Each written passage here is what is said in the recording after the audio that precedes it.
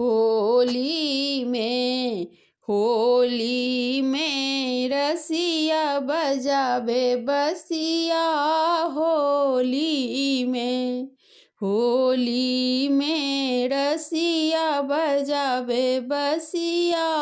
होली में किनका के हाथ कनक फिचकारी, किनका के हाथ अबीर झोली हो। किनका के हाथ अबीर झोली। होली में रसिया बजावे बसिया। होली में कृष्ण जी के हाथ कनक फिचकारी, राधा के हाथ अबीर झोली हो। राधा के हाथ अबीर झोली। होली में रसिया बजावे बसिया।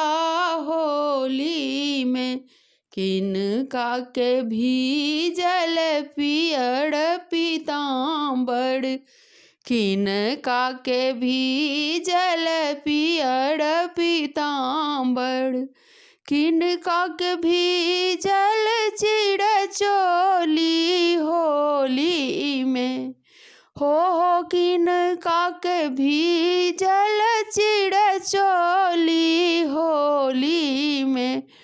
होली में रसिया बजावे बसिया। होली में कृष्ण जी के भीजल पियर पीताम्बर, कृष्ण जी के भीजल पियर पीताम्बर, राधा के भीजल चिड़चोली हो। राधा के भीजल चिड़चोली। होली में रसिया बजावे बसिया।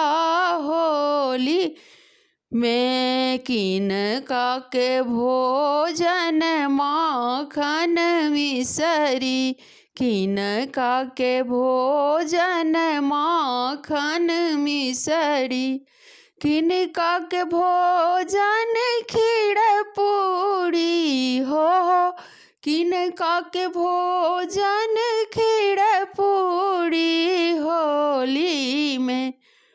होली में रसिया बजावे बसिया। होली में कृष्ण जी के भोजन माखन मिसरी, कृष्ण जी के भोजन माखन मिसरी, राधा जी के भोजन खीर पूरी हो। राधा जी के भोजन खीर पूरी। होली में रसिया बजावे बसिया। होली में रसिया बजावे बसिया। होली में धन्यवाद। नीक लागत तो हमार चैनल के सब्सक्राइब और लाइक जरूर करब, शेयरो कर देवे, कमेंटो करब। धन्यवाद।